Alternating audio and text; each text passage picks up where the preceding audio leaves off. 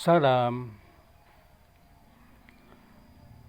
Eh, kita tentu bangga kalau ada seorang wanita memiliki intelektual yang baik karena mendapatkan pendidikan yang baik di dalam maupun di luar negeri.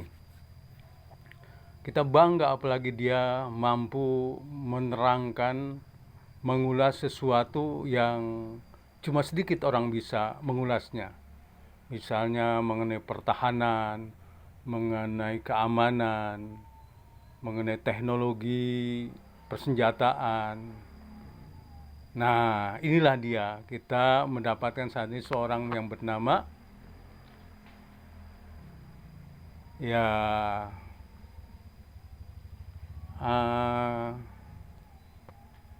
Koni Bakri. Ya, sering tampil di TV Mbak Koni ini, dan tentu saja ya walaupun sudah mungkin kepala 5 atau kepala 6,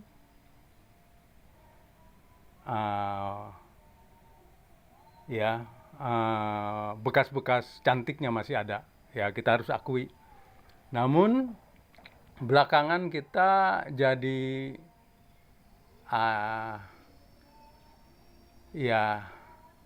tidak enak mendengarkan ucapan-ucapannya. Dalam artian dia berseberangan dengan mayoritas umat Islam Indonesia dan termasuk mayoritas kalangan intelektual Indonesia, karena terhadap konflik Israel Palestina ini dia justru membela Israel ini, sementara mayoritas Indonesia beragama Islam, dan Indonesia di dalam konstitusinya jelas sekali ini ingin menghapuskan penjajahan di atas muka bumi ini. Ya, termasuk Israel ini kita anggap sebagai bentuk penjajahan yang masih ada di bumi ini, yang Indonesia secara konsekuen dari mulai masa kemerdekaan, masa Soekarno sampai saat ini, tokoh-tokohnya bahkan presidennya semua jelas membela Palestina agar Palestina merdeka, yang dimana Palestina saat ini sudah 75 tahun ya dalam kondisi dijajah oleh Israel. Koni ini ya memang kabarnya pernah merasakan pendidikan di Israel. Ya, sekitar 1 tahun ya pendidikan di Israel. Nah, jangan-jangan virus ya virus Israel ini, virus Zionis ini masuk juga ke otaknya, sehingga dia dikategorikan sebagai JSM, Zionis sawo matang. Ya, dikatakan Zionis sawo matang, yang menunjukkan bahwa orang Indonesia yang sawo matang ini mendukung Israel. Nah, ya inilah yang kita perhatikan tentang Koni Bakri ini. Dan Koni ini karena tentu saja sebagai tokoh intelektual yang ya wajahnya juga enak dipandang untuk tampil di televisi, maka dia sering diundang oleh televisi ya membicarakan bukan cuma soal keamanan pertahanan saja, dan juga teknologi yang terkait dengan teknologi ya militer, tapi juga diajak bicara macam-macam hal, termasuk kaitannya saat ini ya Pilpres ini. Namun dari ucapannya ini ya mirip sekali ucapan-ucapan ya oposisi gagal. Saya sebut oposisi gagal karena selama 10 tahun ini oposisi gagal. Amin Rais CS ini berulang-ulang kali ya ingin menjatuhkan pemerintahan dengan berbagai macam cara, dari mulai ya bentuk-bentuk ucapan-ucapan, ajakan-ajakan, sampai penggerakan massa berkali-kali, berjilid-jilid,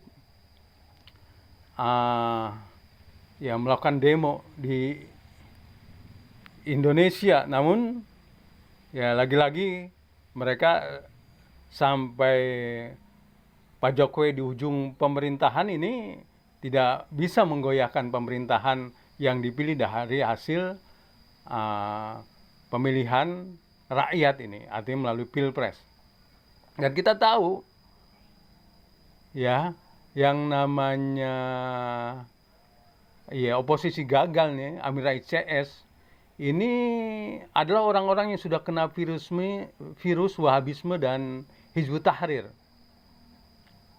Ya, virus Wahabisme itu yaitu virus yang tadi itu biasanya kalau mengenai seseorang dia merasa paling pinter dan paling benar. Semua orang dianggap bodoh itu.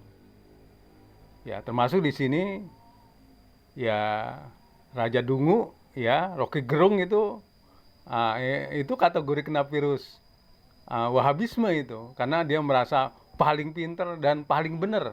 Ini banyak di Indonesia ini ya yang kena virus Wahabisme ini secara sentuhan langsung atau juga ya artinya seperti virus stadium demi stadium ya meningkat, akhirnya menjadi orang-orang yang merasa paling pinter dan paling benar. Semua orang dianggap bodoh, semua dianggap dungu.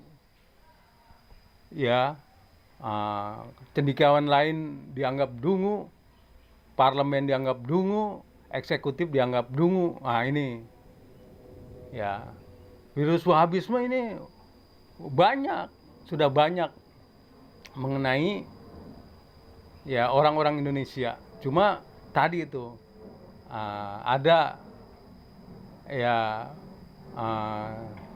penyakit yang sebenarnya sudah